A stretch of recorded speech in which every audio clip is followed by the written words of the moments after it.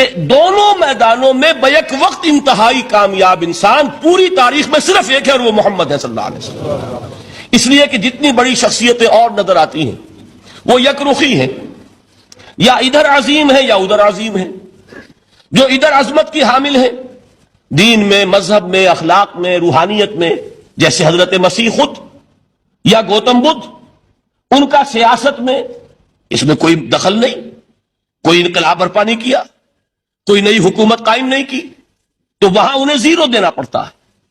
اور اس کے برعکس سکندر اعظم ہے، اٹیلا ہے، چنگیز ہے، ہٹلر کو بھی چاہے تو شامل کر لیں، جس کی فتوحات جو ہے وہ جنگل کی آگ کی طرح پھیلی ہے۔ کوئی مشرق سے مغرب تک پہنچ گیا، کوئی مغرب سے مشرق تک چلا آیا۔ ہٹلر کہاں آپ کو سکندر اعظم کہاں سے چلا؟ مقدونیہ سے اور دریائے بیاس تک پہنچا ہے، اور ادھر سے چنگیز ادھر سے گیا وہاں تک پہنچا ہے۔ اٹیلا جو ہے سینٹرل ایشیا سے اور یورپ کے میدانوں تک پہنچا ہے۔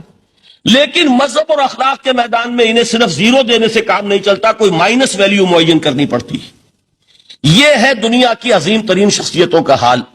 ایک شخصیت ایسی ہے محمد کی صلی اللہ علیہ وسلم کہ ان کے بارے میں یہ کہنا مشکل ہو جائے گا کہ ان کی زیادہ عظمت جو ہے وہ مذہبی میدان میں ہے یا زیادہ عظمت جو ہے وہ سیاسی اور ملکی میدان میں۔ ایک نئی تہذیب، ایک نیا تمدن، ایک نیا طرز حکومت، ایک نیا نظام معیشت، ایک نیا سماجی اور معاشرتی نظام، ایک نیا قانون فوجداری، ایک نیا قانون دیوانی، زندگی کے ہر اعتبار سے ایک انقلاب برپا کیا ہے۔ یہ ہے محمد الرسول اللہ کا وہ کارنامہ جس کو کہ غیر مسلم بھی تسلیم کرنے پر مجبور ہے۔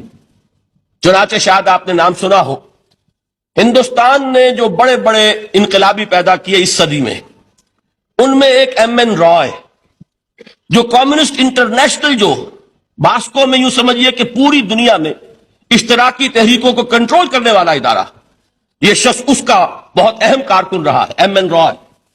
اس نے ایک کتاب لکھی، دی ہسٹوریکل رول آف اسلام، اور وہ تسلیم کرتا ہے کہ تاریخ انسانی میں عظیم ترین انقلاب وہ ہے جو محمد نے برپا کیا صلی اللہ علیہ وسلم۔